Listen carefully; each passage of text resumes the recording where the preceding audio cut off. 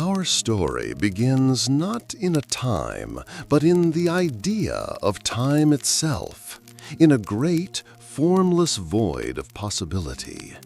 Before the existence of worlds or suns or stars, there was only a great, silent potential. But this void was not truly empty.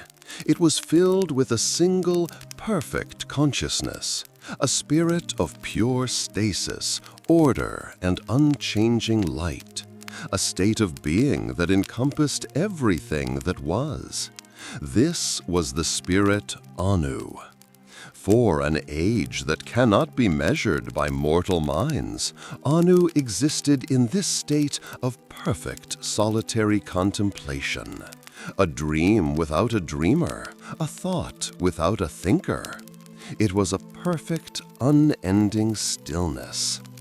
But the nature of existence is that even in perfection, a question can arise, a flaw, a shadow.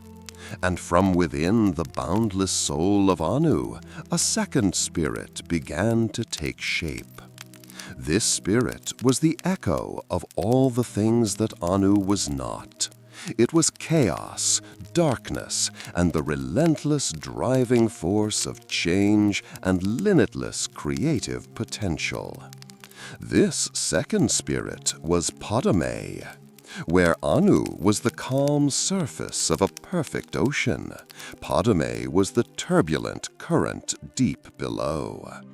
They were opposites, but they were also brothers, two halves of the same whole, bound together in the great emptiness, their very existence giving meaning to the other. Without the potential for chaos, there could be no true order. Before we journey on, if you're truly enjoying this quiet space and feel it's something worth continuing, a gentle press of the like and subscribe buttons helps our little community grow. For a long time, the two spirits existed in a strange, quiet balance. The stillness of Anu and the movement of Padme were in perfect harmony. But the nature of Padme is to act, to introduce novelty into the perfect stillness. It began to create. It did not create things with shape or form, but it created ideas. It introduced the idea of limits, of color, of sound, of emotion, and of multiplicity. And Anu, whose nature was to create order, would react. It would take the chaotic, unstructured ideas of its brother and give them a stable shape and a structure, containing them within a system. This cosmic dance, this push and pull between the desire for change and the need for stability, began to vibrate through the void. It was a great argument of ideas, a philosophical war between two immense forces. Their struggle was not one of swords or magic, but of pure potential. From the energy of this great cosmic conflict, the very first echoes of life began to form. The children of the universe were about to be born from this divine argument. And with their birth, the quiet emptiness would be filled with new voices, new ideas, and new ambitions that would shape the destiny of worlds yet to come. From the endless creative struggle between Anu and Padme, the first lesser spirits came into being. They were like the music born from the vibrations of two great cosmic strings, each note a different possibility.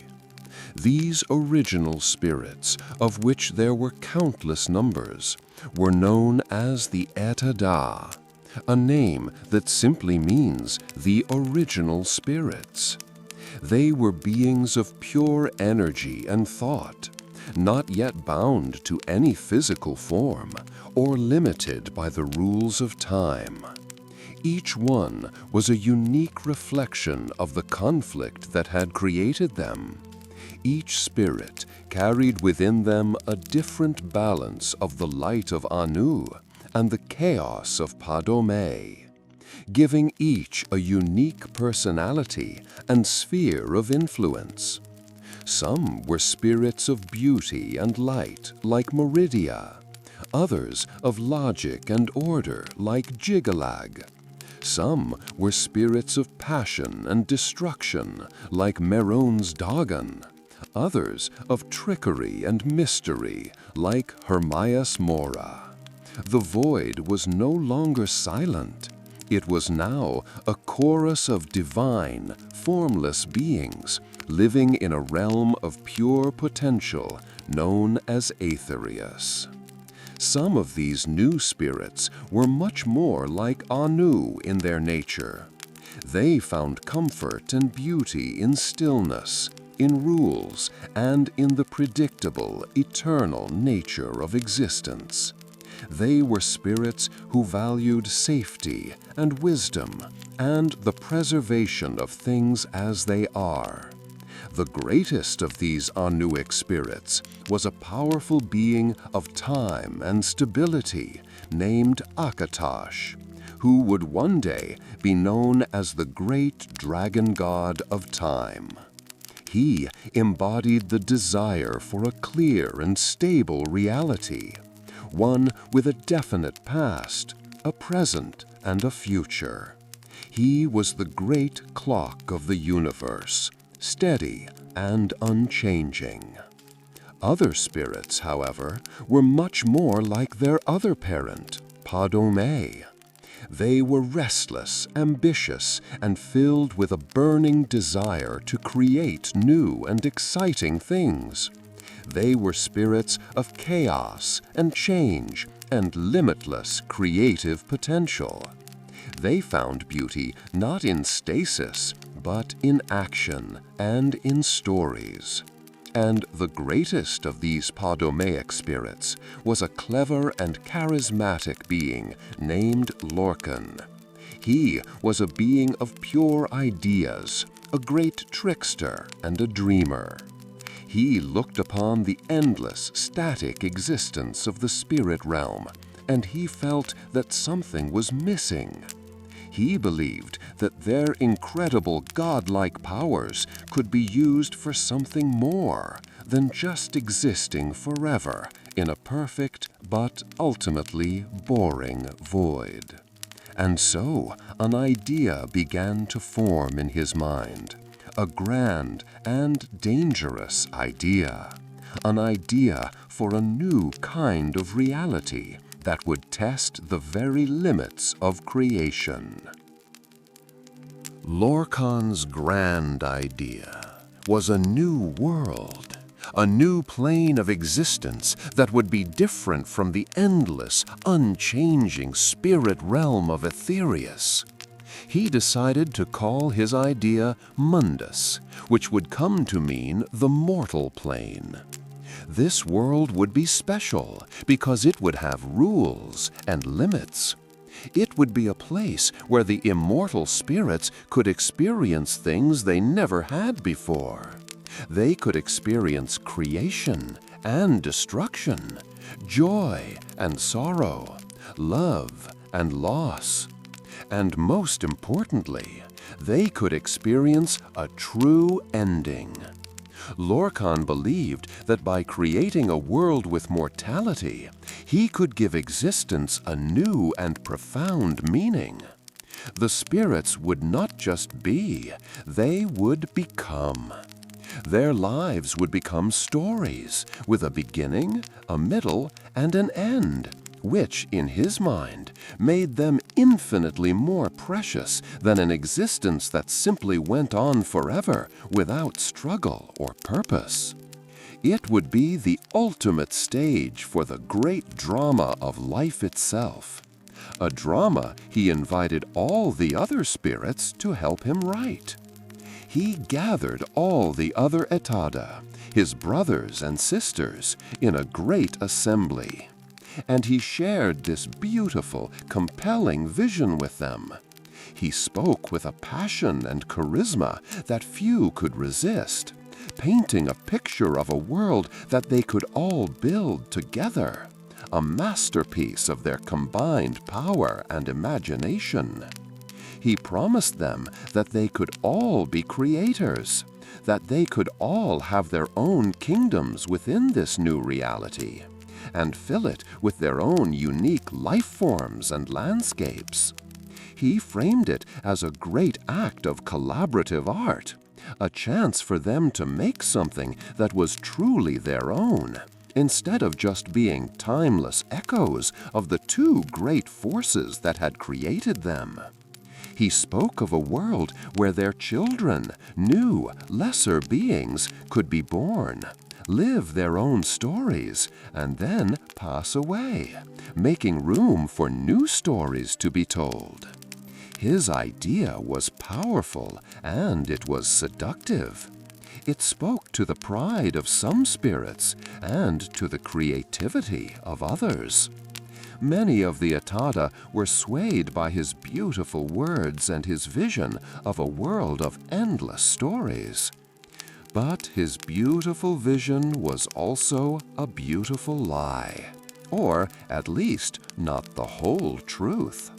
Lorcan, the great trickster, had purposefully left out the most important detail.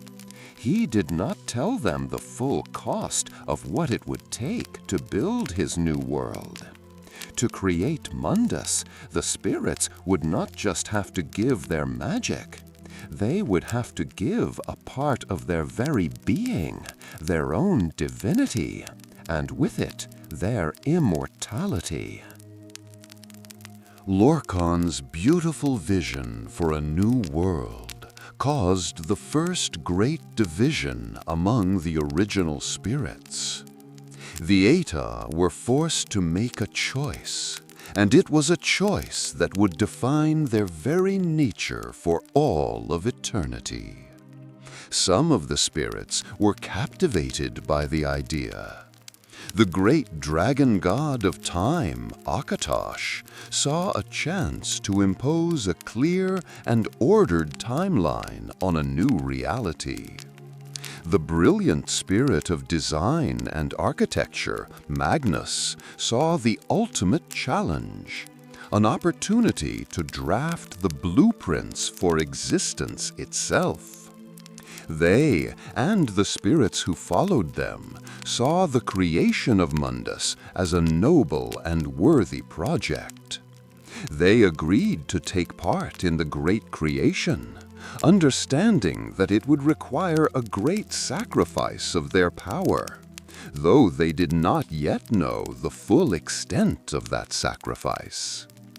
These spirits, the ones who chose to stay and build the mortal plane, would later become known to the mortals who lived there as the Aedra, a name that means our ancestors.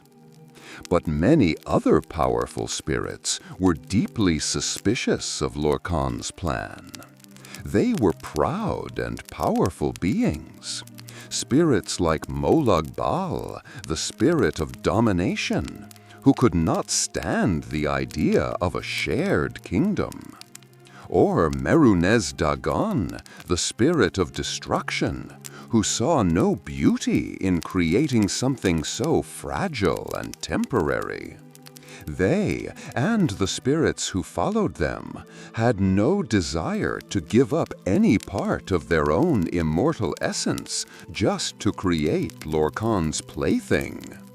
They saw Mundus as a trap, a prison that would weaken them and diminish their power forever. They argued that it was foolish to sacrifice their own perfection to create an imperfect mortal world. They chose to keep their power for themselves and to create their own separate realms in the void, pocket dimensions where they alone would have absolute control.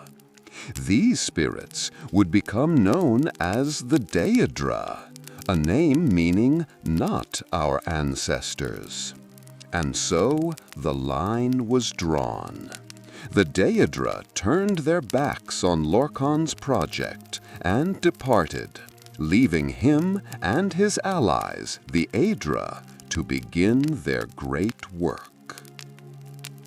With the Daedric princes having departed to forge their own realities in the void, the Aedra who remained, with Lorkhan and the great architect Magnus as their guides, began the great and terrible work of creation. They gathered in the chaotic, unformed space that would one day become the mortal plane, and they began to give. They did not give objects or materials from some external source. They gave of themselves, weaving their own immortal essence into the fabric of this new reality. The narration of this great act would not be one of quick and easy creation, but of a slow, draining, and beautiful tragedy. Imagine a grand orchestra with each of the Aedra as a divine instrument. Akatosh, the dragon god of time, played the steady, deep rhythm that would become the foundation of linear time itself, the very concept of past, present, and future. Another spirit, the nature god Yefre, became the bones of the new world, their essence hardening into the laws of physics and the raw materials of the earth. Other spirits gave their being to form the vast oceans, the air, and the very light that would fill the sky. It was a symphony of self-sacrifice. At the center of their grand composition, they focused their efforts on a single, beautiful planet, their masterpiece, a world of land and sea and sky, which they named Nirn. But as this beautiful world took shape, a dawning horror began to creep into the minds of the creators. The symphony was draining them. With every mountain they raised and every ocean they filled, they could feel their own divine energy, their very immortality, being pulled from them and becoming permanently bound to the world. They were not just building a prison for future mortals. They were becoming the very bars of that prison themselves. Their limitless, timeless nature began to feel frayed and finite. The strongest of the Aedra, who gave the most of themselves, found their physical forms becoming solid and immobile, their great celestial bodies becoming the 8 planets that would forever hang in the sky of their creation, their consciousness trapped, forever watching over Nirn. The beautiful dream of Mundus was quickly becoming a cage built from the very souls of its own gods. Panic and betrayal ripped through the ranks of the Aedra. They now saw the full extent of Lorkhan's trickery. The first to act was the great architect himself, Magnus. He had designed Mundus, but he had not accounted for Lorkhan's deception. Seeing his fellow spirits beginning to fade, trapped in their own creation, Magnus knew he had to escape before his own divinity was completely drained. He gathered the lesser spirits who had served as his helpers, the Magna Jay, and he made a desperate flight from the mortal plane. With the last of his immense power, he tore a hole through the fabric of the newly formed reality, escaping back into the spirit realm of Aetherius. That massive, violent tear in the sky of Nirn became the sun, and is named Magnus in his honor to this day. His followers, the Magnajay, fled right behind him, tearing their own smaller holes in the fabric of the sky as they escaped. These countless smaller punctures became the stars. This is why magic exists in the mortal world.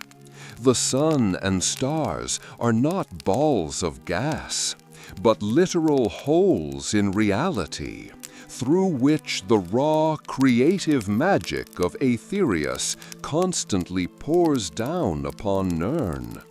But for the Aedra, who were too slow, or had already given too much of themselves, it was too late to follow. They were trapped, their powers spent, their dream of creation now a cage. They were no longer the all-powerful Etada. They were now the gods of a single finite world, their power forever diminished. And their gaze, filled with anger and betrayal, turned upon the one who had led them here, the trickster Lorkhan. With the architect Magnus and his followers gone, the remaining Aedra were now truly trapped within their beautiful, unfinished prison. Their power was greatly diminished, their immortal nature was fading, and their hearts were filled with a burning resentment. They turned their collective anger upon the one they blamed for it all, Lorkhan. The gods gathered at the oldest point of their new reality, a great, impossibly tall spire of rock that had been the first thing to become solid in the chaos of creation. This was the Adamantine Tower, and it was here that they would put the trickster god on trial for his great crime. The debate that followed was a war of words and philosophies that shook the very foundations of the new world. One faction of the gods argued that Lorkhan's world, while born of a lie, should be completed. They believed that their sacrifice should not be in vain, and that they should see the project through to its end, to create a home for the mortal races that would one day emerge. But another, more powerful faction, led by the great dragon god of time, Akatosh, called for justice. They saw Lorkhan's actions as a profound betrayal, a spiritual wound that had permanently crippled them and tainted their very being. They argued that Lorkhan must be punished, perhaps even unmade, to restore some semblance of order to the cosmos. Lorkhan, for his part, did not deny his trickery. He defended his creation with passion, arguing that the mortal world, with all its suffering and its limits, was a place of true meaning, a stage for stories that was far more beautiful than the endless, unchanging perfection of the spirit realm. He argued that their sacrifice was necessary for this greater good. But his words fell on deaf ears. The anger of the betrayed gods was too great. Their philosophical argument descended into a true conflict. The first war on Nirn was not a war of mortals, but a war of gods. The Aedra, led by their greatest warrior, Trinimac, finally moved to strike down their brother and bring his dream to a violent end. The War of the Gods was a terrible and destructive conflict. The Aedra, led by the great warrior spirit Trinimac, confronted Lorkhan and his few remaining allies. The battle raged across the chaotic landscape of the New World, tearing down mountains and boiling the seas. But Lorkhan, who had foreseen this betrayal, knew he could not win. In a final, desperate act, he was defeated. The great dragon god Akatosh and the warrior Trinimac tore the divine spark from Lorkhan's chest. His heart, a crystal of immense and dangerous power, was now in their hands. The gods knew they could not simply destroy Lorkhan's heart.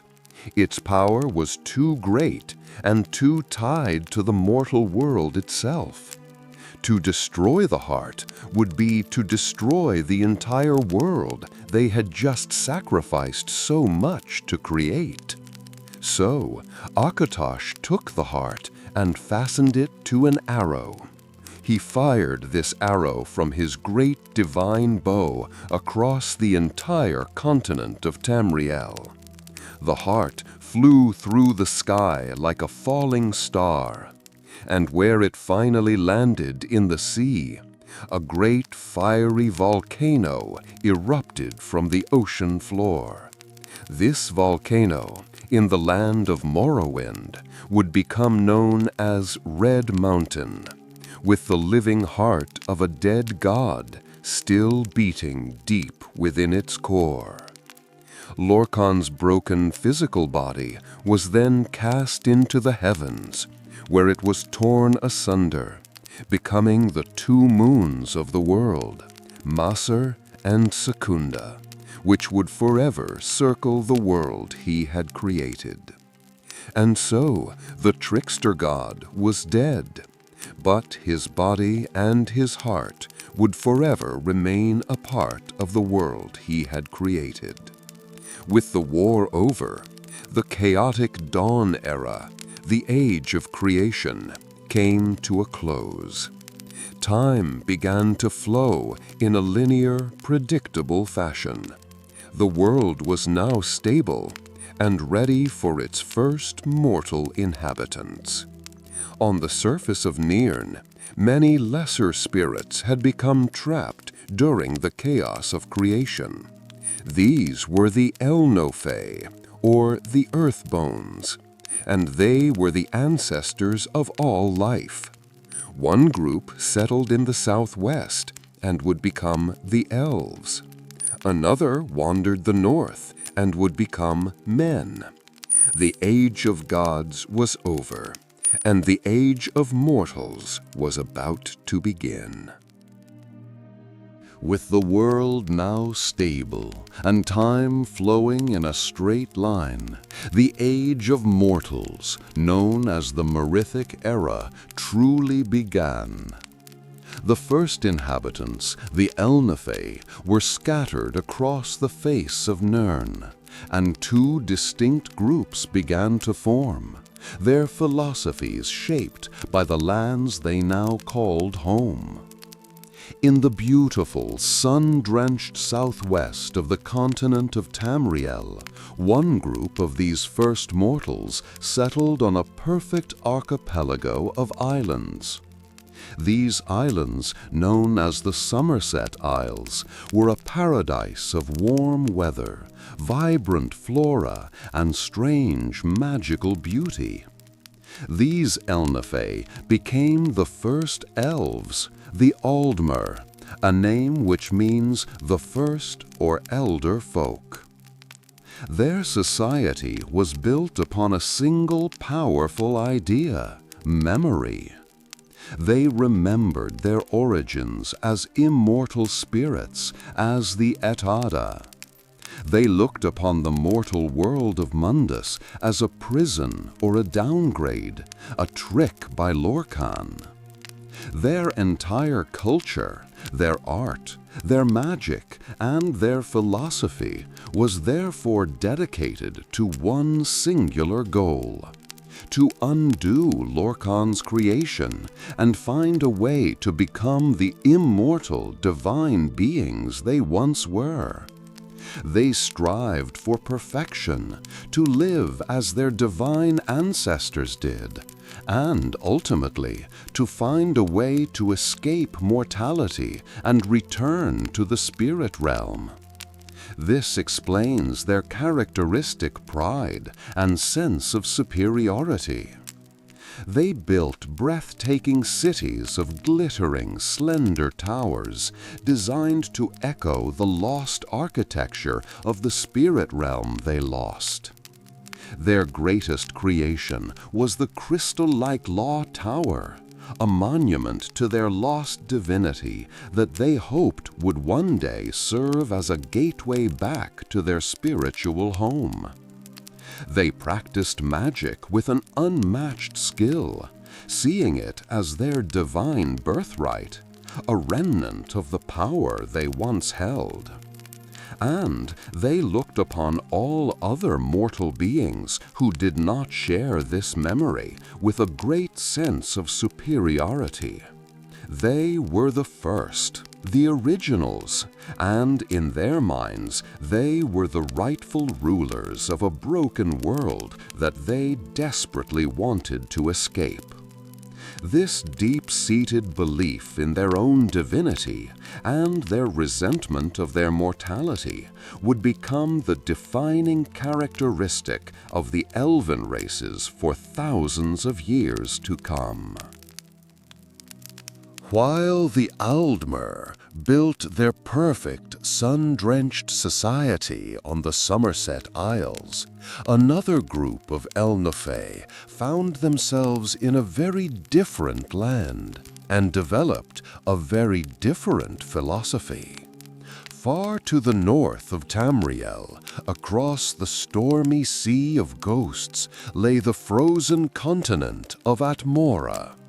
It was a land of biting winds, endless snow, and colossal mountains of ice. Here, the other group of first mortals made their home.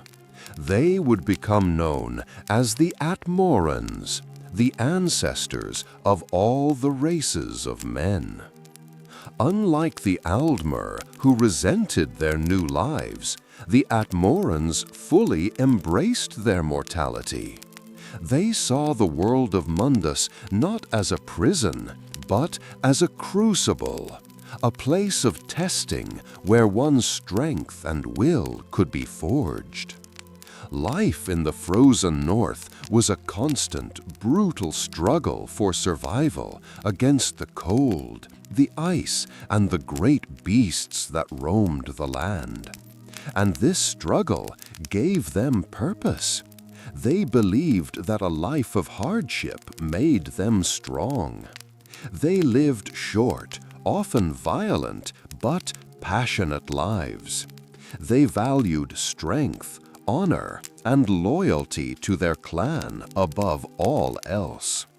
They were not interested in complex philosophy or the delicate practice of magic.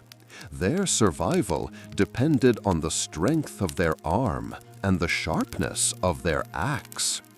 While the Aldmer looked to the past, dreaming of the divinity they had lost, the Atmorans looked to the present, focused on the challenge of the day and the survival of their family. They did not seek to escape the mortal world, they sought to conquer it. Their worship was not of distant, lost ancestors, but of the forces of nature they had to overcome, and of the heroes who led them in battle. This fundamental difference in worldview, this philosophical schism between the elves who resented mortality and the men who embraced it, created a deep and lasting divide between the two great races. It was a divide that would fuel centuries of suspicion, conflict, and war. For many centuries, the Aldmer lived in their island paradise of Somerset, practicing their magic and arts, and attempting to live as their divine ancestors once had. But even a perfect society cannot remain static forever. As their population grew, different ideological factions began to form. Some groups grew tired of the strict traditionalist culture of their homeland. They did not want to spend their long lives trying to recapture a lost past. They wanted to forge their own new future. And so, great waves of Aldmeri colonists began to leave the Somerset Isles. Their beautiful white ships, powered by magic sails, set out to explore and settle the vast, untamed continent of Tamriel that lay just across the sea. They were the most advanced and powerful race on Nirn at the time, and they saw the entire continent as their birthright. As they landed on the shores of the mainland, they discovered they were not the only intelligent beings there.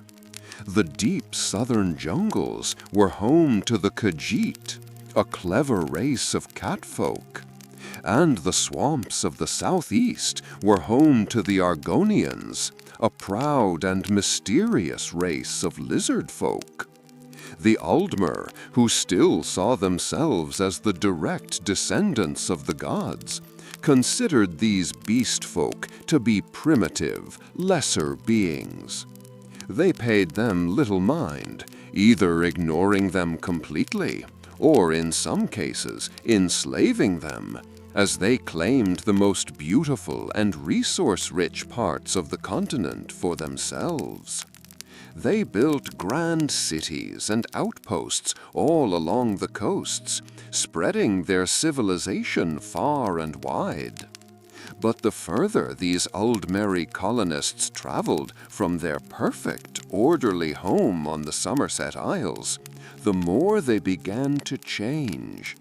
The different environments they settled and the new challenges they faced slowly began to shape them into new, distinct kinds of elves, with their own unique cultures and beliefs.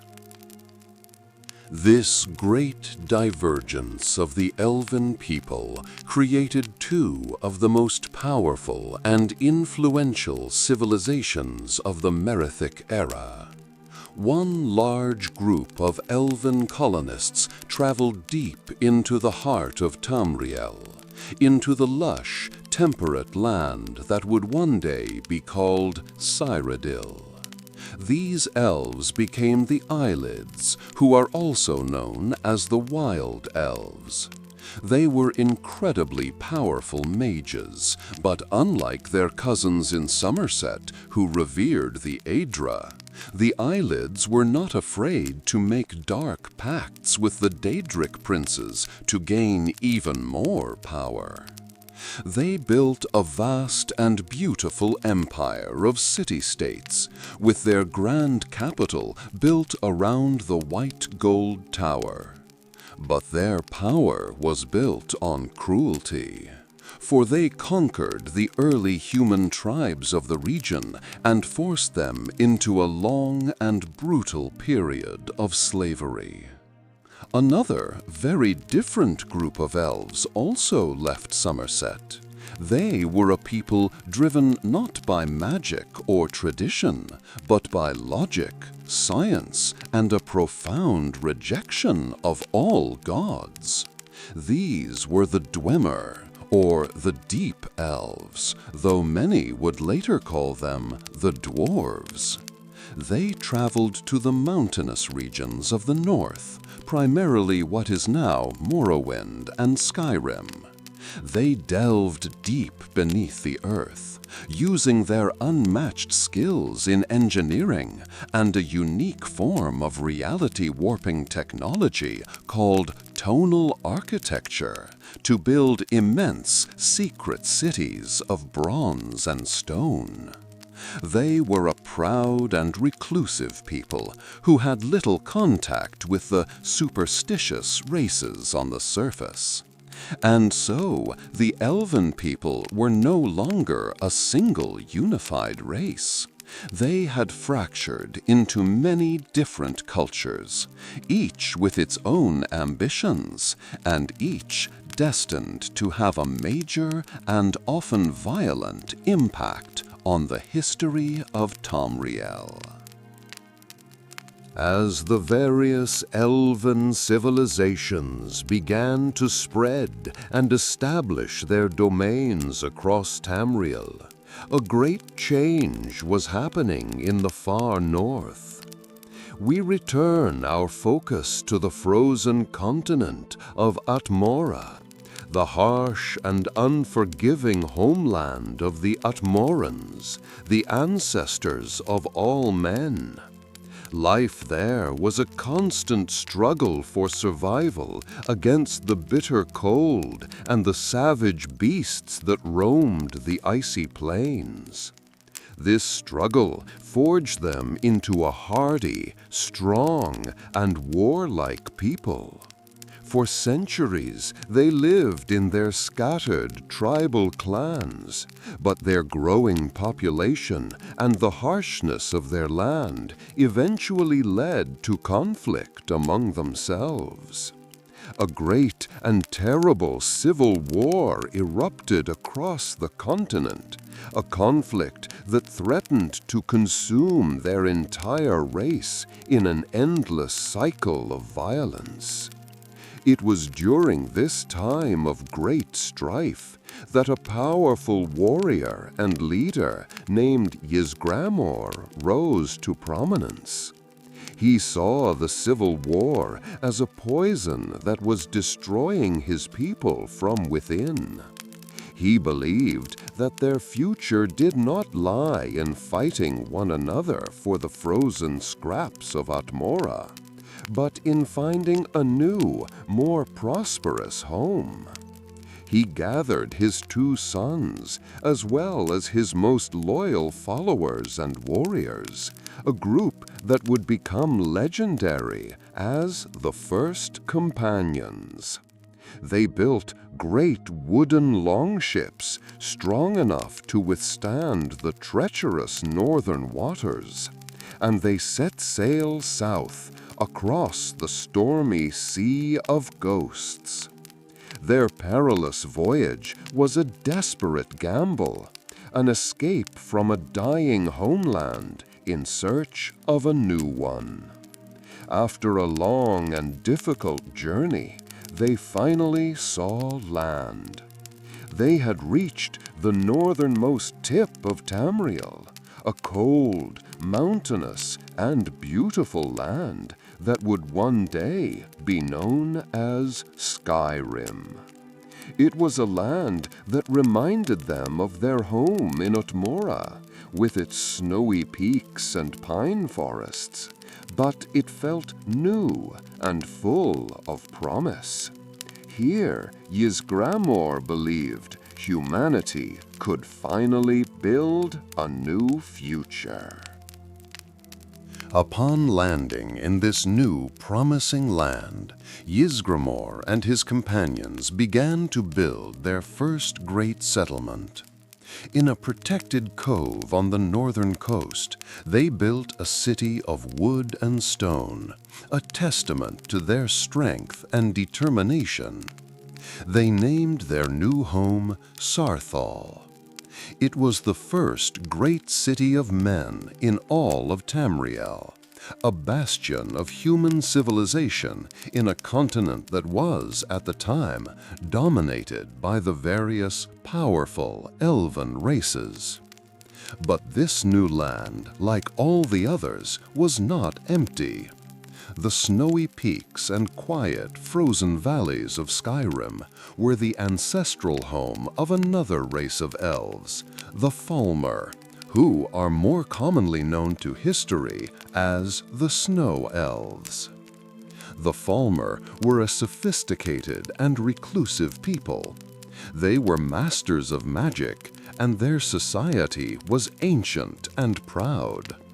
At first, the relationship between the newly arrived Atmorans and the native Snow Elves was a peaceful, if cautious one. The human population was small, and the elves, while wary of these strange newcomers, did not see them as an immediate threat. For a time, they coexisted as neighbors. They traded goods with one another, the humans offering furs and metals, and the elves offering their knowledge and magical crafts. It was a brief, fragile moment in history where peace between Men and Mer seemed possible in the frozen north. But the Snow Elves watched the humans of Sarthal with a growing sense of unease and fear. They were amazed and terrified by how quickly the humans had children, and how their population was growing at a rate that the long-lived elves could simply not match. They began to see the small settlement of Sarthal not as a neighbor's home, but as the foothold of a future invasion, a tide of humanity that would one day sweep across the land and consume everything in its path. This fear began to curdle into hatred, and their fragile peace was about to be shattered forever.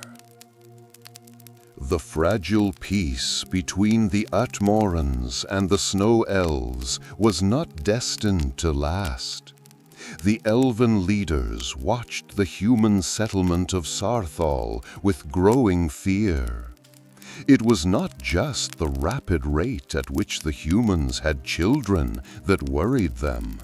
It was a discovery made deep beneath the city.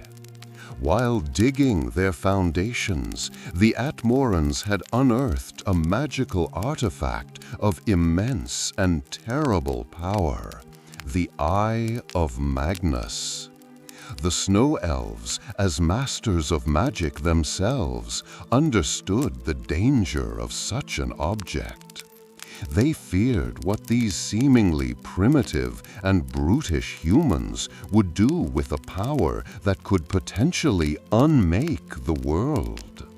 Their fear and their arrogance led them to believe that they were the only ones worthy of controlling such power, and they decided they had to take it by force. They chose to strike before the humans could learn how to use what they had found. One cold, dark night, under the cover of a raging blizzard, the Snow Elf warriors launched a massive, coordinated surprise attack on the sleeping city of Sarthal. The Atmorans, who were settlers and builders, not soldiers in a standing army, were caught completely by surprise. The elven assault was swift, brutal, and merciless. They moved through the city like ghosts in the snow, their magic and blades cutting down the unprepared human population. The great halls of Sarthal were set ablaze, and the snow outside its walls was stained red with the blood of the men, women, and children who had traveled so far for a new life. This terrible event, this brutal massacre, would be forever remembered in the songs and histories of the Nords as the Night of Tears. But not everyone was lost in the flames and the slaughter. The great leader Ysgramor and his two sons, Yingol and Ylgar, fought their way through the chaos with the fury of cornered wolves. They managed to reach their longships on the coast and escape the burning city. They were some of the only survivors, and as they sailed away from the ruins of their new home, their hearts were filled not with fear, but with a cold, burning desire for vengeance. Ysgramor and his sons sailed back across the treacherous sea of ghosts, their minds filled with the images of their burning city and their slaughtered people. They arrived back on the shores of their homeland at Mora, a land still fractured and weakened by its own endless civil war. But Ysgramor returned not as a defeated refugee, but as a man with a new, unifying purpose. He traveled across the warring lands of his home continent, from one clan's stronghold to the next. He did not ask for pity. He showed them the proof of the elves' betrayal, and told the tragic story of the Night of Tears to all who would listen. His tale of the brutal, unprovoked massacre of their kin in a new land had a profound and powerful effect on the Atmoran warriors. It gave them a common enemy, a focus for all their rage and strength that was far greater than their own petty squabbles over land and honor. For the first time in generations, the great clans of Atmora began to set aside their differences and unite under a single banner, Ysgramor's. He called for the greatest heroes and bravest warriors of Atmora to join him in a great crusade, to sail back to Tamriel, reclaim Sarthal, and exact a terrible vengeance upon the elves who had wronged them. The response was legendary. From all across the frozen continent, the strongest warriors answered his call. This elite group of heroes became known as the 500 Companions, and their names would be sung in the great halls of Skyrim for thousands of years. They were the founders of the great noble families, the first true heroes of the Nords. With this mighty army at his back and a massive new fleet of longships constructed for war, Ysgramor prepared to return to Tamriel. This time, they were not coming as peaceful settlers. They were coming as conquerors. The great fleet of Ysgramor and his 500 companions crossed the Sea of Ghosts and landed once more on the northern shores of Tamriel. But this was not a small group of hopeful settlers. It was a massive, disciplined army, united by grief and burning with a singular desire for revenge. The Great Return, as it would be known, marked the beginning of the end for the Snow Elves of Skyrim. Ysgramor's goal was not to reclaim a single city. It was to erase the elven presence from the land entirely.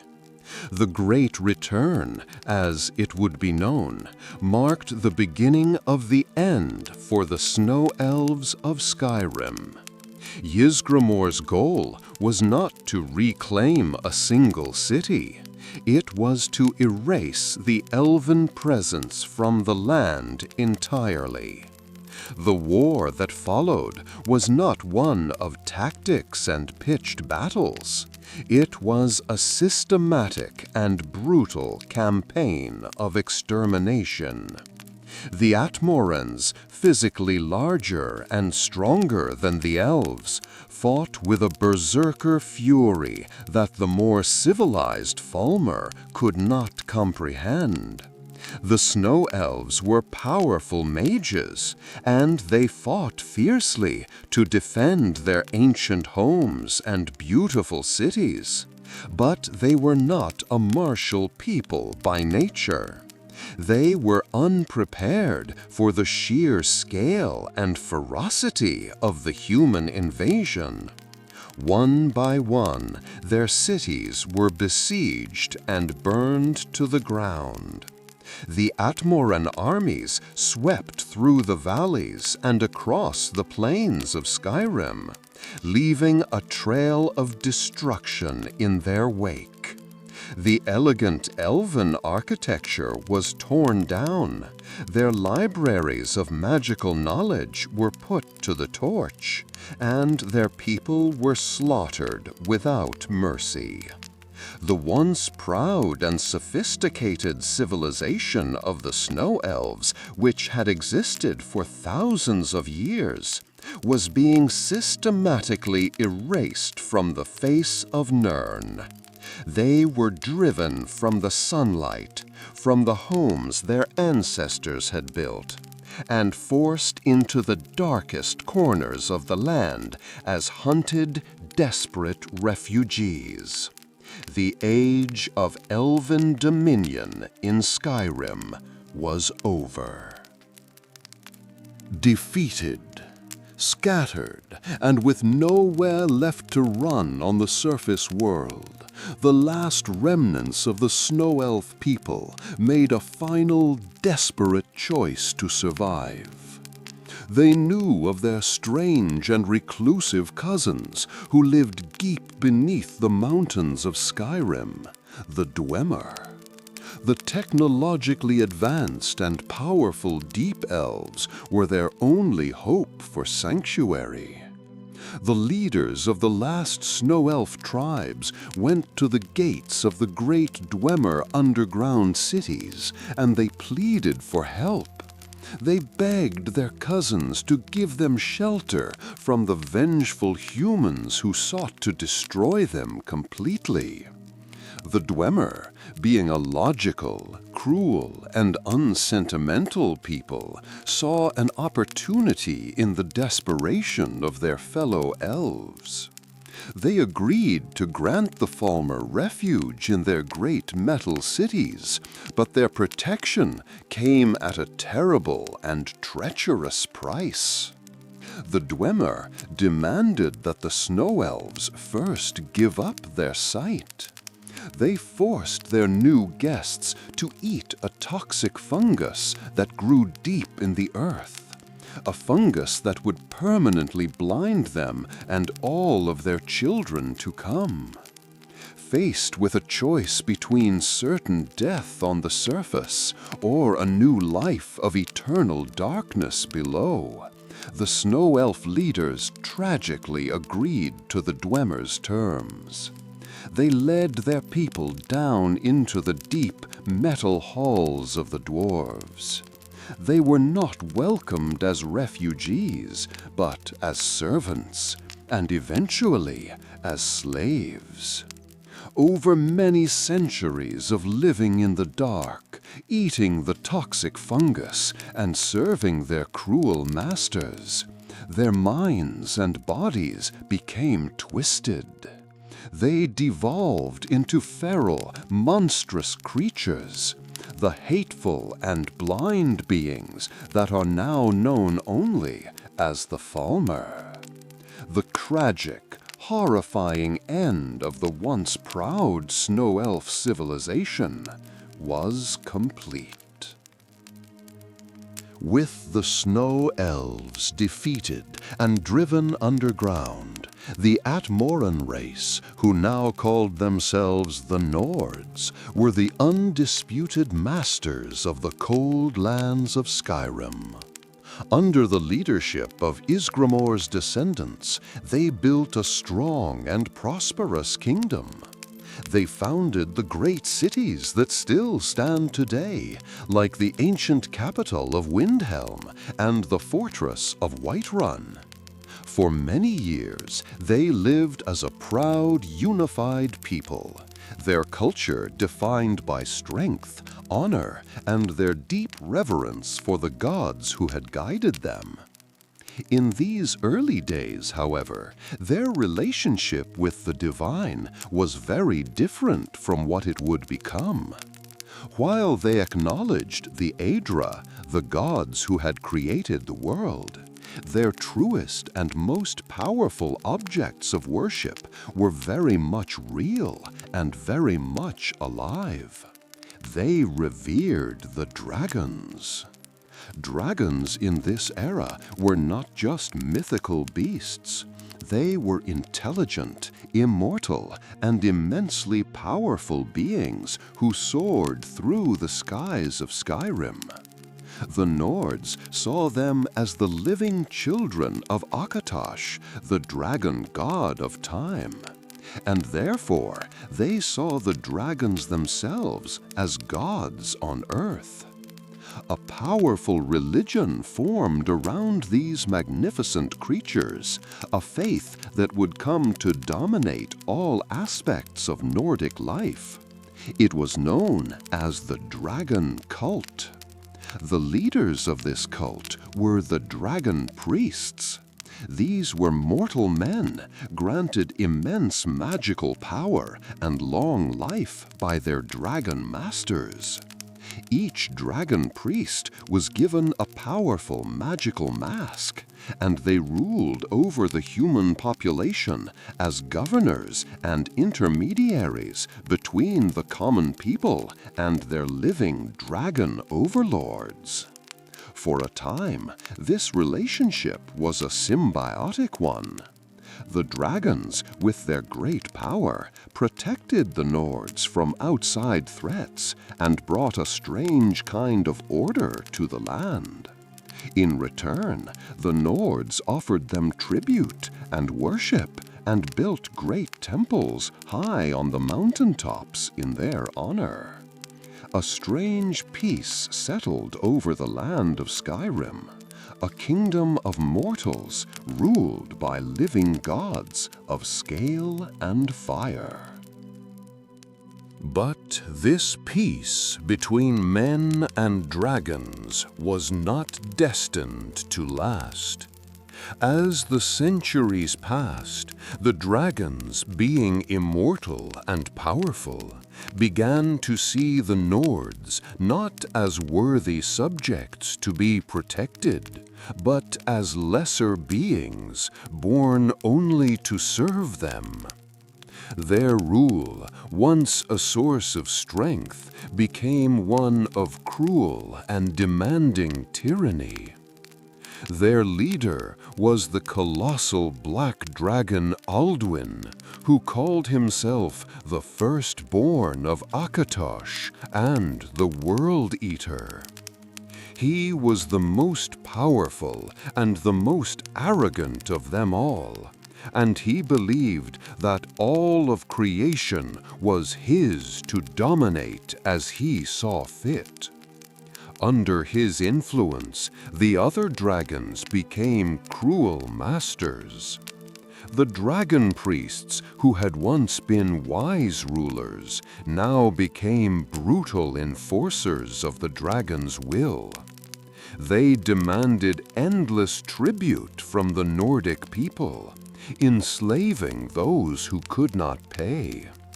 Great monuments and temples were built by the hands of human slaves, all for the glory of their winged overlords. The Nords, a proud and independent people who had conquered a continent and defeated the elves, would not tolerate being slaves in their own homeland. Their hearts were filled with resentment, and their admiration for the dragons slowly curdled into a deep and bitter hatred. The seeds of rebellion began to sprout in the cold earth of Skyrim. The people started to whisper in secret, questioning why they should worship these cruel tyrants. They began to remember the stories of their ancestors who had fought for their own freedom and had bowed to no master. The Nords were a people of the sword, not of the prayer book, and their patience with their cruel gods was growing thin. A great conflict was brewing, a war that would pit the mortal Nords against the immortal dragons, a war for the very soul of Skyrim. The tyranny of the dragons and their priests finally became too much for the proud Nords of Skyrim to bear. A great rebellion erupted across the land. At first, it was a hopeless fight. Men with simple axes and bows fighting against the immense power of the dragons. But the Nords had a unique power of their own, a form of magic called the Thuum, or the Voice. They had always used it in their daily lives to command beasts or shape the weather, but a few brave heroes discovered that their shouts could also be used as a weapon. A powerful enough shout could buffet a dragon in the sky, or even challenge a dragon's own words of power. This discovery gave the rebellion a fighting chance. Their greatest advantage, however, came from a very unexpected source. A wise and ancient dragon named Parthurnax, who was the second in command to Alduin himself, grew disgusted with his leader's cruelty and his desire to completely dominate the mortal world. Parthurnax saw this as a betrayal of the dragon's true nature. He made the choice to betray his own kind, and he sought out the early human rebels. He taught them how to truly master the Thuum, not just as a tool, but as a weapon. He taught them the shouts that could challenge the power of his brethren. This was the great turning point in the war. It was no longer just a rebellion of mortals against gods. It was now a true civil war, with dragons fighting dragons and men wielding the power of dragons themselves. The Nords were no longer just fighting for survival. They were now fighting to win. The great dragon war raged across the mountains and valleys of Skyrim. The Nords, now masters of the Thuum thanks to Parthurnax's teachings, were able to fight and defeat many of the lesser dragons. But they soon discovered that their main enemy, Alduin, the World Eater, could not be truly killed. As the firstborn of the god of time, his spirit was eternal. Even when his physical form was destroyed, he would always eventually return.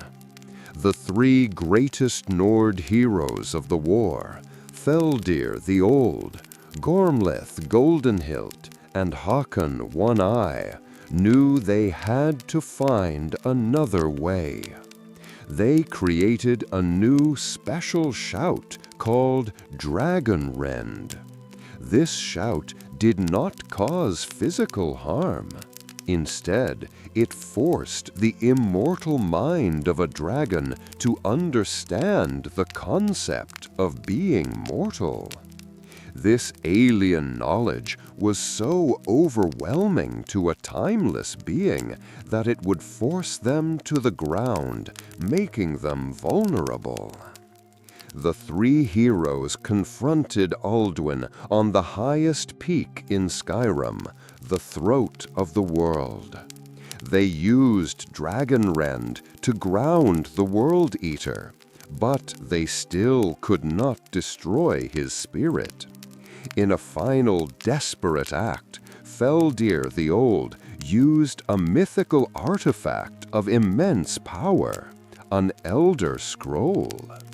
The Elder Scrolls are fragments of creation itself, existing outside of time, and their knowledge can break a mortal's mind. Feldir read from the scroll and used its power to perform a great feat of magic. He did not kill Alduin, but instead he cast his spirit adrift in the currents of time, ripping him from their age and sending him far into an unknown future. Alduin was gone. The Dragon War was won, but the heroes knew the threat was not over. It was merely postponed for another time, another generation to face. With the Dragon War concluded in the north and the first era of recorded history dawning, our story now moves south to the heart of Tamriel, the temperate land of Cyrodiil. For thousands of years, this land had been ruled by the Ialids, the powerful and cruel wild elves. As we learned, the Ialids were descendants of the original Oldmer, but their culture was very different. They were masters of magic who made dark pacts with the Daedric princes to increase their power. Their great empire was built upon a foundation of slavery.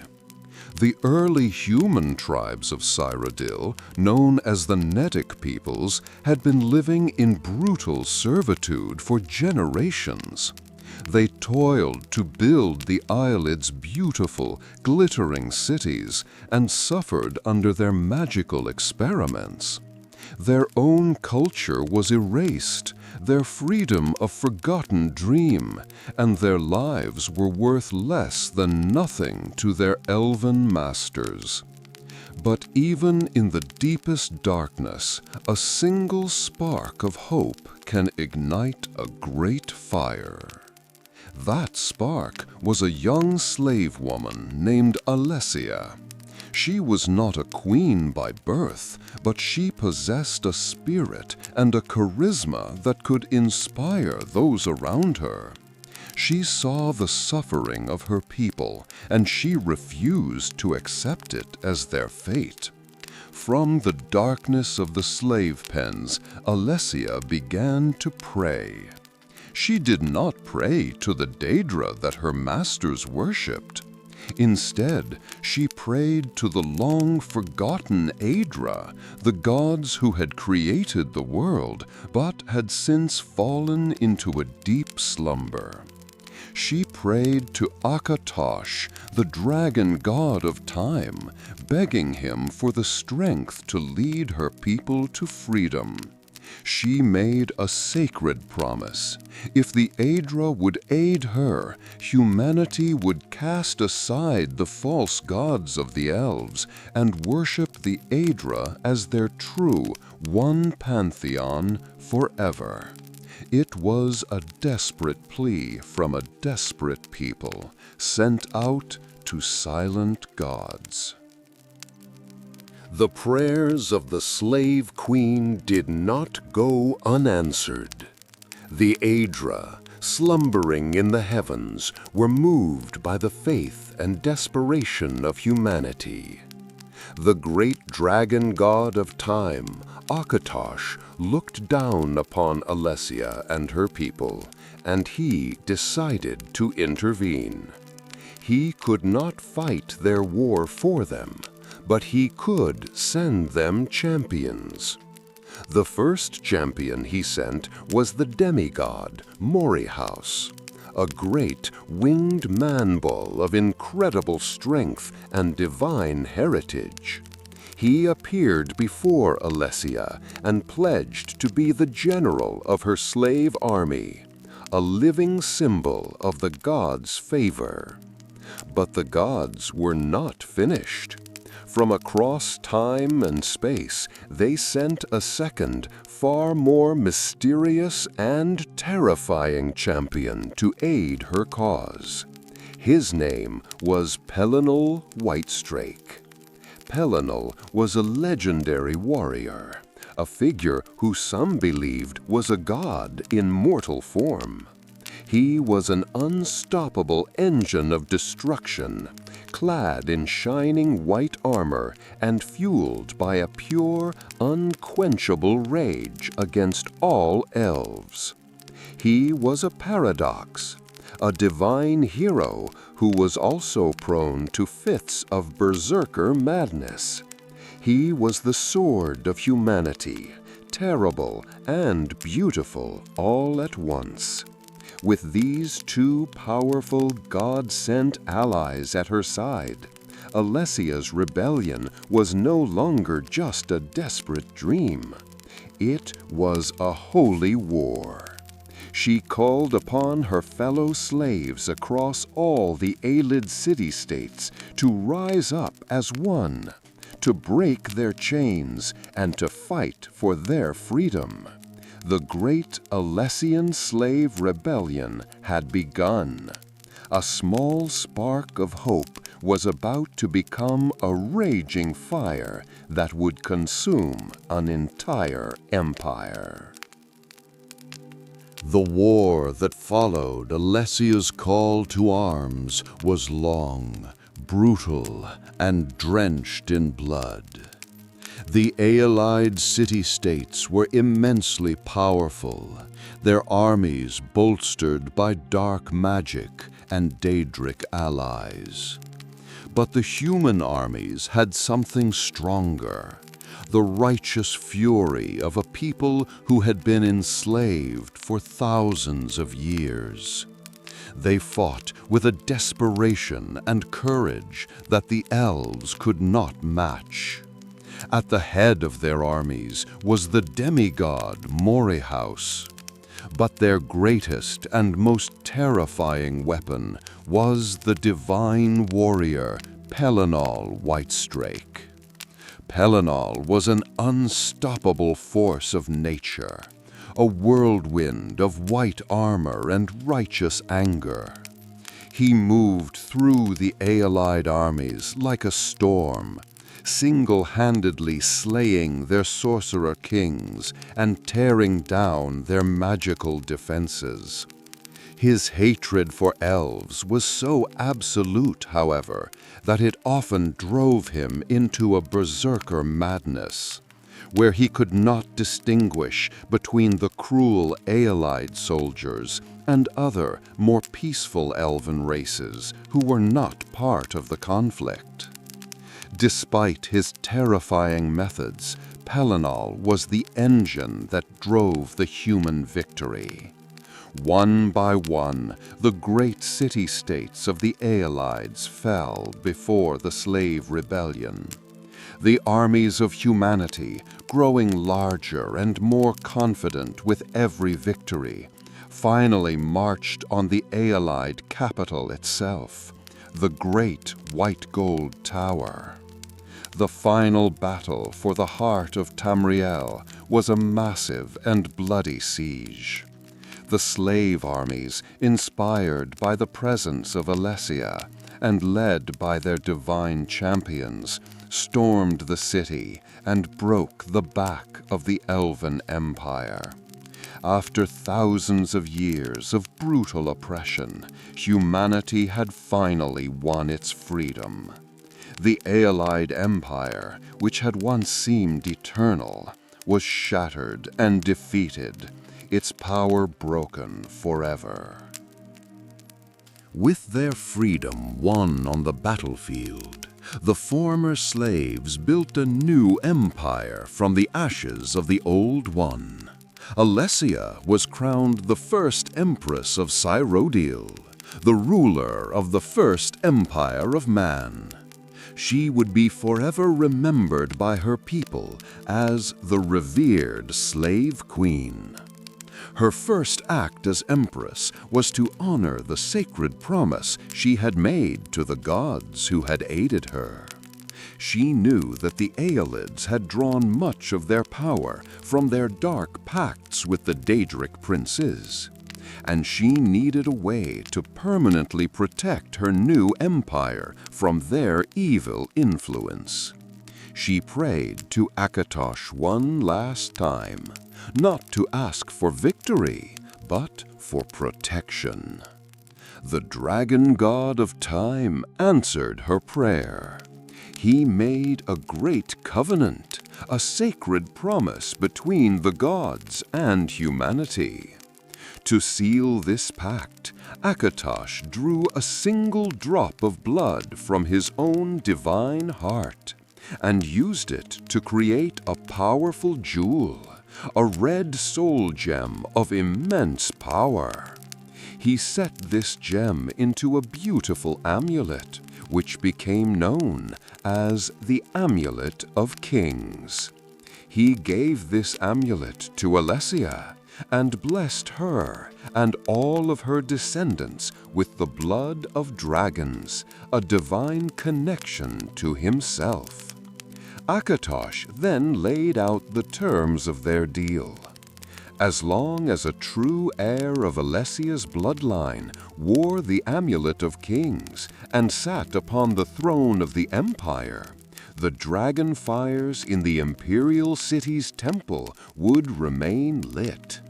This sacred flame created an unbreakable magical barrier between the mortal world of Nirn and the Daedric plains of oblivion. It was a divine shield that would protect the world from a full-scale Daedric invasion for as long as Alessia's dynasty ruled. This covenant became the very foundation of the new human empire's spiritual power and its greatest defense. For many long centuries, the First Era continued under the reign of Alessia's descendants. The empire of man grew strong, but it also faced periods of great turmoil and internal strife. As the centuries wore on, the central authority of the emperors began to weaken, and the great continent of Tamriel once again became a fractured land of suspicious and often warring kingdoms. The Nords in Skyrim and the Dwemer in Morrowind governed themselves as powerful, independent nations. It was during this time of division and weakness that a new great threat arrived on the shores of the continent. This threat came not from within Tamriel, but from across the great eastern sea, from a mysterious and little understood continent named Akavir. Akavir was a land of myth and legend to the people of Tamriel, home to strange and exotic races like tiger men and monkey people. But in the later years of the First Era, the myth became a terrifying reality. A massive invasion force from Akavir landed on the northern shores of Tamriel and began a brutal and systematic campaign of conquest. The invaders were the Tsesi, a powerful and strange race of snake-like warriors. They were masters of the sword, wielding curved katanas with deadly skill, and their intricate layered armor was unlike anything the armies of men had ever seen before. They were a disciplined and unified fighting force, and the fractured kingdoms of humanity were no match for them. The Tsesi army swept south from the coast like a tidal wave, conquering everything in its path. They easily defeated the armies of the Nords in northern Skyrim, and they began to march south toward Cyrodiil itself, threatening to conquer the very heart of the human lands. It seemed as though all of Tamriel might fall to this strange new enemy from the east and be brought under the rule of the mysterious snake princes of Akavir. Faced with the threat of total conquest by the Taisi, the divided human kingdoms knew they needed a single strong leader to unite them, or they would all be destroyed. And from the chaos of this great war, just such a leader emerged. His name was Reman Cyrodiil. He was a powerful general from the Colovian highlands of Cyrodiil, a brilliant strategist and a charismatic leader who was able to do what no one else could. He rallied the fractured and feuding human armies under a single unified banner. For the first time in centuries, the great armies of Cyrodiil and the hardy warriors of Skyrim stood together, ready to face their common foe. Reman led this newly unified army to meet the Taisi invaders at a place called Pale Pass, a strategic choke point in the mountains that separated Skyrim and Cyrodiil. A great and terrible battle was expected, one that would decide the fate of all men in Tamriel. But when the Taisi commanders finally met Reman in person, a strange and miraculous thing happened. They looked upon him, and they immediately threw down their swords and knelt before him in reverence. The Taisi, it turned out, were a people who revered dragons, and they saw in Reman the sacred dragon blood. They believed he was the prophesied emperor they had been searching for all along. And just like that, the great invasion was over. The entire Taisi army swore their loyalty to Reman Cyrodiil. With his own powerful human army now bolstered by the very invaders he had set out to defeat, Reman easily consolidated his power. He conquered the last remnants of the old fractured Alessian order and forged a new, powerful empire. This was the Second Empire of Man, and he, Reman I, was its new Dragonborn emperor. The Second Empire, forged by Reman Cyrodiil and his new Akaviri allies, ushered in a new golden age for Tamriel. For several hundred years, the Reman dynasty ruled a strong and largely unified continent. The former Tsaesci invaders became the most loyal servants of the throne, forming new institutions like the emperor's elite bodyguards, the Blades, whose influence and methods would shape imperial intelligence for thousands of years to come.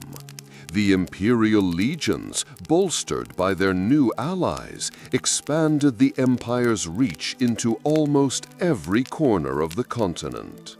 But, like all golden ages, it was not destined to last forever. The end of the Reman dynasty and the First Era itself came suddenly and with an assassin's blade.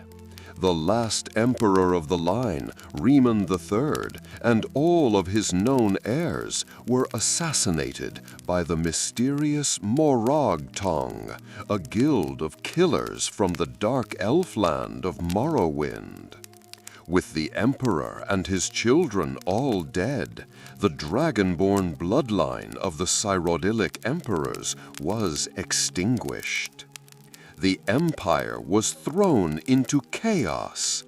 With no one left who possessed the sacred dragon blood, the amulet of kings could not be worn, and the divine covenant with Akatosh was broken. The dragonfires in the imperial city, which had protected Nirn from Daedric invasion for centuries, could no longer be lit. A great civil war seemed certain to tear the empire apart. But in this moment of crisis, the emperor's chief advisor, a powerful and ancient Tsaeschi named Versaduche, seized control. His official title was the Akaviri Potentate, a position similar to a prime minister. He declared martial law across the land and took command of the imperial legions to restore order. He did not declare himself emperor, as he knew he did not have the divine blood of kings. Instead, he simply ruled in the emperor's stead, becoming the absolute dictator of Tamriel. The death of the last Dragonborn emperor marked the official end of the long First Era, and so began a new and uncertain age, the Second Era. The Second Era began under the iron-fisted rule of the Akaviri Potentate, Versaduche. He and his son, who succeeded him, would rule Tamriel for over 400 years. It was a time of enforced, tense peace. To consolidate their power and prevent any of the noble houses from rising up against them, the potentates outlawed all private armies across the empire. While this prevented a large-scale civil war, it had a disastrous effect on the provinces.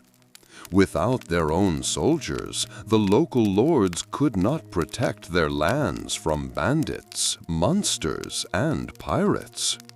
While the heart of the empire was kept in order by the imperial legion, the outer provinces slowly fell into disarray and lawlessness. This long, dark peace also ended with assassination. The last potentate and all of his heirs were killed, leaving a complete and total power vacuum at the heart of Tamriel. With no emperor and no potentate, the Second Empire finally and completely collapsed. The central authority that had held the continent together for centuries was gone. The age that followed was one of the darkest in history. It is known as the Interregnum. For nearly 500 years, Tamriel was a shattered land of endless conflict. The continent broke apart into countless small warring kingdoms, each ruled by a petty king or a ruthless warlord. There was no law, no peace, and no unity. And it was during this great period of chaos that the Daedric princes saw their chance. The Daedric prince of domination, Molag Bal, launched a horrific event known as the Plane Meld. He used great magical machines called dark anchors to begin physically pulling the entire mortal world of Nirn into his own hellish realm of Cold Harbor. It was a time of unimaginable horror, where the very survival of the world was at stake. The chaotic period, known as the Interregnum, lasted for many centuries. The Great Plane Meld, Molag Bal's attempt to consume the world, was eventually stopped by the deeds of a nameless hero. But this victory did not bring peace. The three great alliances that had formed to fight him, the Daggerfall Covenant, the Aldomeri Dominion, and the Ebonheart Pact, eventually shattered, and the continent remained a fractured land of endless, bloody war. The people of Tamriel grew weary of the chaos. They longed for the peace and stability of the old empires. The stage was set for a new, great conqueror to rise and unite the lands through sheer force of will. That conqueror would be a man who would become known as Tiber Septim. His origins are shrouded in myth and legend. Some say he was a Nord from Utmora, others a Breton from High Rock. But it is known that he was a brilliant and ruthless general, a master strategist, and most importantly, he was a Dragonborn. He possessed the ancient Nordic power of the Thu'um, the voice, and he could shout with the force of the dragons themselves. He began his campaign in Cyrodiil, uniting the small, warring human kingdoms under his single disciplined banner. His ambition was not merely to be a king of one land. It was to do what had not been done for almost 1,000 years. He sought to unite all of Tamriel under a new third empire of man. Taking on the grand imperial name of Tiber Septim, he began his great conquest, a war that would bring the entire continent to its knees and end the long age of chaos.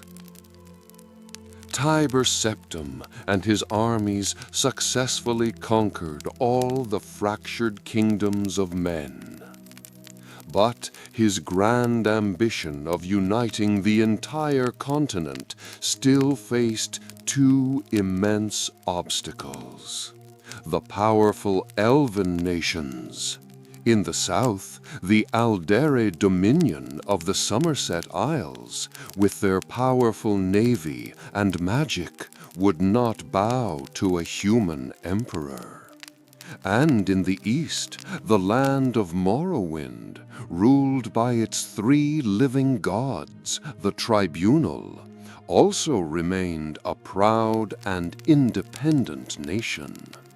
Septim knew that a conventional war against these powers would be long, costly, and perhaps impossible to win. He needed a weapon that could shatter armies and defy gods. He needed the Numidium. The Numidium was the colossal brass golem that the Dwemer had built centuries ago, just before they disappeared. It was a reality-bending superweapon that had been sitting deactivated beneath Red Mountain ever since. Tiber Septim made a historic treaty with the Tribunal of Morrowind. In exchange for guaranteeing their independence and respecting their traditions, the living god Vivek gave the deactivated brass god to the new emperor. Using a powerful artifact called the Mantella as a new heart for the golem, Tiber Septim unleashed its terrible power upon his remaining enemies. The power of the Numidium was absolute. It crushed the Alderi Dominion in a single day. With the entire continent now finally under his control, Tiber Septim declared the long and chaotic Second Era to be over. He was crowned Emperor Tiber Septim I, and a new age of peace and unity for all of Tamriel began, the Third Era. And so began the glorious Third Era, and the long and prosperous reign of the Septim dynasty. For more than 400 years, the continent of Tamriel would know a level of peace and unity it had never experienced before. Tiber Septim and the many emperors and empresses who came after him ruled from the white gold tower in the heart of Cyrodiil. The powerful imperial legions kept the roads safe from bandits and monsters, and trade flourished between all the great provinces, from the deserts of Hammerfell to the forests of Valenwood. The emperor was served faithfully by the order of spies and protectors known as the Blades, who worked in the shadows to protect the empire from its many enemies. This long peace was a true golden age for Tamriel, but it was not an age without challenges. Over the centuries, several great crises would emerge that threatened to tear the empire apart, and each time a nameless hero would rise to stop them. The first great crisis happened in secret. The imperial battle mage, a man named Jogar Tharn, used a powerful artifact to imprison the true emperor, Uriel Septim VII, in a pocket dimension of oblivion. Tharn then used his powerful illusion magic to take the emperor's form, and he secretly ruled the empire as an impostor for 10 long years. His reign was only ended when a lone, forgotten prisoner managed to reforge the legendary Staff of Chaos and destroy the evil mage. Some years later, a complex political war broke out in the western kingdom of High Rock. This conflict led to the rediscovery of the great Dwemer golem, the Numidium.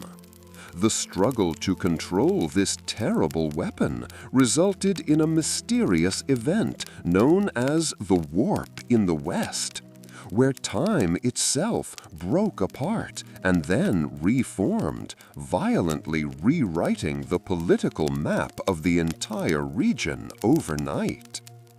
And in the east, in Morrowind, the ancient evil of Dagoth-Ur reawakened beneath Red Mountain, threatening the entire province and the reign of its 3 living gods, the Tribunal.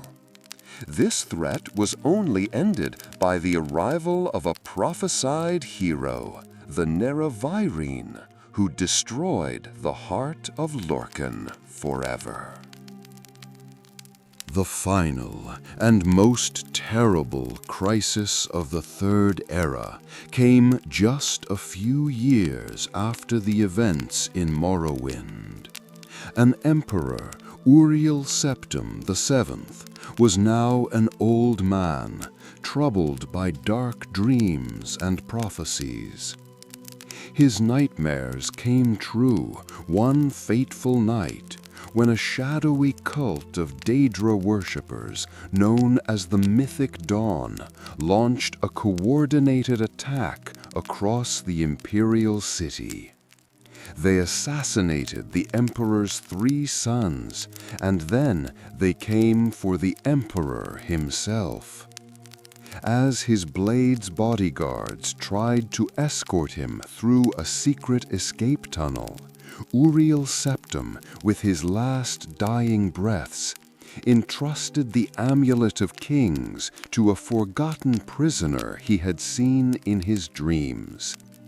He told this prisoner that he had one last secret son, a man named Martin, and that they must find him and close shut the jaws of oblivion. Moments later, the assassins struck, and the emperor was killed.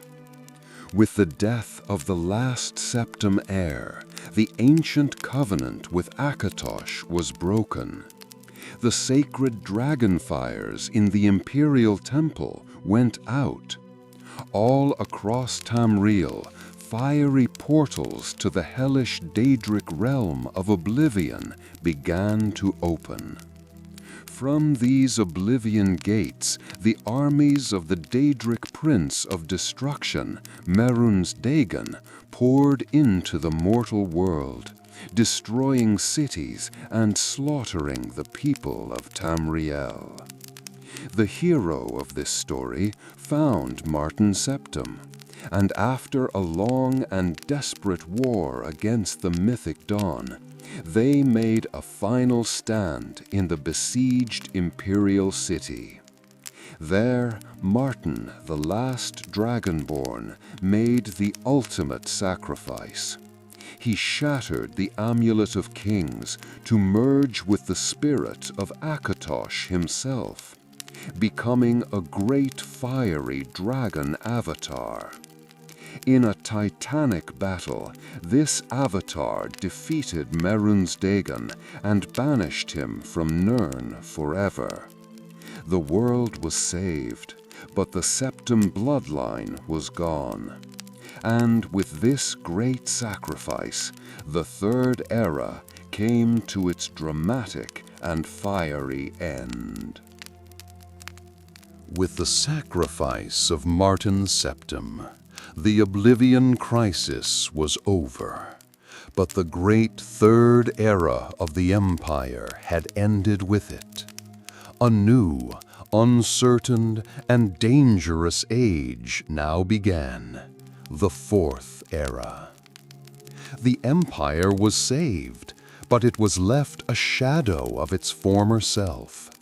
It was without an emperor, and the divine covenant that had protected it for so long was now broken forever. The provinces grew restless under the weak rule of a ruling council, and the first great disaster of this new era struck the Dwemer people in the land of Morrowind. For thousands of years, the living god Vivek had used his immense power to hold a small moonlet called the Ministry of Truth suspended in the sky above his capital city. But with the events of the Nerevarine, the tribunal had lost their divinity, and Vivek had disappeared. The magic holding the moonlet in place finally failed.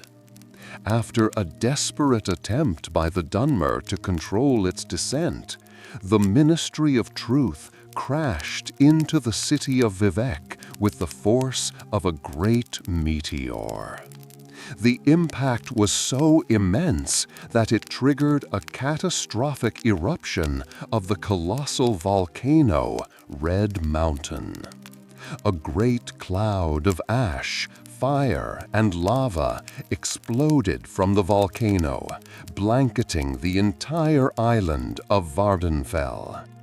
Entire cities were buried, and the sky over Morrowind turned red for a full year, an event that became known as the Red Year. The Dwemer homeland was devastated, and much of it was rendered completely uninhabitable. This forced a massive exodus of the Dwemer people, who were now forced to live as hated and distrusted refugees in other parts of Tamriel, particularly Skyrim and Solstheim. And as their civilization collapsed, their southern neighbors, the Argonians, seeing a chance for revenge after centuries of being used as slaves by the Dwemer, invaded and conquered the southern part of Morrowind.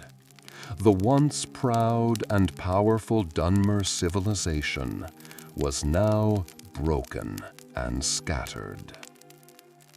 While the Dwemer were facing destruction in the east, another elven nation was using the Empire's weakness to its own great advantage. We now turn our attention back to the ancestral home of the High Elves, the Somerset Isles. During the Oblivion Crisis, the islands of Somerset had been besieged by Daedra, just like the rest of the Empire. But in the chaos of that time, a radical and extremist political party known as the Thalmor began to gain immense power. The Thalmor were elven supremacists. They believed that the High Elves were the superior race, destined to rule the world, and that the Empire of Man, founded by the false god Tiber Septim, was an abomination that had to be destroyed. They preached a return to a time before men had ever come to power. After the crisis was over, the Thalmor spread a clever story among their people. They claimed that it was not Martin Septim's sacrifice that had saved the world, but that it was the powerful magic of the High Elves themselves that had protected Somerset from the Daedra. They took full credit for ending the crisis. This story was incredibly popular among the proud High Elves, who were eager to believe in their own superiority. Using their newfound fame and influence, the Thalmor overthrew the traditional monarchy of the Somerset Isles and seized complete political control. Once in power, they declared the formation of the Third Alderi Dominion. This was not a peaceful alliance like the ones from the past. It was an aggressive, expansionist, and totalitarian empire with a single goal: to destroy the weakened Empire of Man and establish elven rule over all of Tamriel, as they believed it had been in the ancient past. A new and dangerous power had been born, one that watched the crumbling empire with cold and hungry eyes. Now, a powerful, unified force, the Third Alderi Dominion, began its campaign of expansion.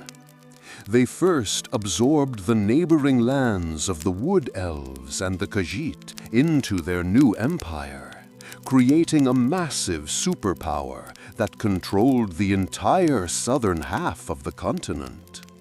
With their power base secured, they sent an ambassador to the imperial city to deliver an ultimatum to the Emperor Titus Made II. The list of demands was designed to be humiliating. It included ceding huge portions of land in Hammerfell to the Dominion, disbanding the ancient Order of the Blades, and the most painful demand of all, that the Empire must officially outlaw the worship of its own founder, the man-god Talos, who had once been Tiber Septim. To the elven supremacists of the Thalmor, the idea that a mere human could ascend to godhood was the ultimate blasphemy, and they were determined to erase his memory from the world. The Emperor looked at these impossible terms and knew that accepting them would be the end of the Empire as he knew it. He refused. Upon his refusal, the Thalmor ambassador presented him with a covered cart, which was opened to reveal the heads of every single Blades agent who had been stationed in the Dominion. The ambassador made it clear that this was not a negotiation. It was a declaration of war, and the war had already begun. Immediately, Dwemer armies that had been positioned on the border for years launched a massive, coordinated invasion. One army attacked the land of Hammerfell in the south, while their main force marched directly on Cyrodiil itself. The Great War had begun, and the weakened, unprepared empire was immediately put on the defensive, fighting for its very survival against a powerful and determined enemy. The Great War between the Aldmeri Dominion and the Empire raged for 5 long, bloody years. The elven armies were disciplined, powerful, and fanatically devoted to their cause. They pushed the Imperial legions back across Cyrodiil, eventually surrounding the Imperial city itself. After a long and brutal siege, the city fell. The Thalmor sacked the capital, and the Emperor Titus Mede II was forced to flee north with the remnants of his army to regroup. For a time, it seemed that the empire was truly broken. But the emperor was not defeated. After gathering a new army of loyal Imperials and hardy Nords from Skyrim, he launched a daring and brilliant counterattack. In what would become known as the Battle of the Red Ring, the Emperor's forces surrounded the elven army that was occupying the Imperial city and completely destroyed it. It was a stunning and decisive victory that broke the back of the Dominion's military power. However, even with this incredible victory, the Emperor knew that the Empire was exhausted and financially ruined. It could not sustain a long, protracted war to completely conquer the Dominion. He was forced to negotiate for peace. The treaty they signed was the infamous White Gold Concordat. Despite having won the final battle, the Emperor was forced to accept many of the Thalmor's original demands. The Empire had to give up land, and most controversially, it officially agreed to the humiliating ban on the worship of Talos. The Great War was over, but it was a bitter and unsatisfying peace. To many, especially the proud Nords of Skyrim who revered Talos, it felt like a betrayal. The Emperor had won the war, but had accepted the terms of a loser, sowing the seeds for a new civil war that was yet to come. The bitter peace of the White Gold Concordat did not last long. In the province of Skyrim, the anger over the ban on Talos worship finally boiled over into open rebellion. A charismatic war hero named Ulfric Stormcloak, the Jarl of Windhelm, openly defied the Empire. In a bold challenge to their authority, he traveled to the capital of Skyrim and used his own power of the Thu'um, the voice, to kill the High King in a duel. This act plunged the entire province into a brutal civil war. The Stormcloaks, loyal to Ulfric, fought for an independent Skyrim and the freedom to worship their god. The Imperial Legion fought to keep Skyrim as part of the Empire, believing that only a united Tamriel could stand against the Thalmor in the future. Brother turned against brother in a conflict that tore the ancient kingdom apart. But as this war raged, an ancient and far greater threat returned to the world, just as the prophecies had foretold. Alduin, the World Eater, the great black dragon who had been cast forward in time thousands of years ago, finally reappeared in the skies of Skyrim. He began to resurrect his long-dead dragon brethren from their ancient burial mounds, and soon the skies were once again filled with fire and terror. The end of the world seemed at hand. Yet another prophecy had also spoken of this time.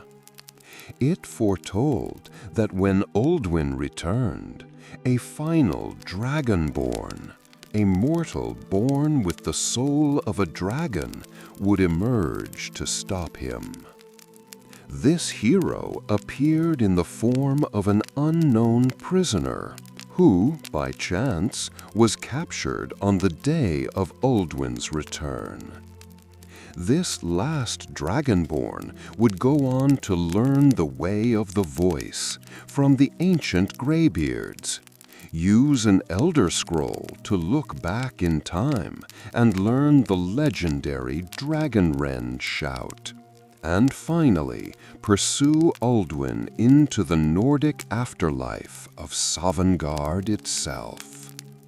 There, in the Hall of Heroes, the Dragonborn defeated the World Eater once and all, saving the world from destruction and fulfilling the last great prophecy of the Elder Scrolls. And so, our long, long journey through the countless ages of Tamriel comes to its end.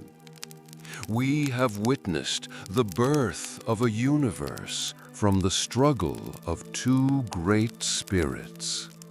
We have seen gods give their own lives to create a world, and then wage war upon each other. We have seen the first mortals rise from the dust, the great migrations of Men and Mer, and the founding of the first cities. We have watched great empires rise to conquer the continent, built on magic or faith or steel, and we have watched each one crumble back into memory. We have seen prophecies fulfilled, heroes rise from obscurity, and the world saved from the brink of destruction, time and time again. The great wheel of history turns, and the stories are endless. But our story is over. The histories are now quiet. The prophecies are fulfilled. The wars are finished. All the tales have been told. There are no more dragons in the sky, no more empires to build. There is only the stillness of this moment.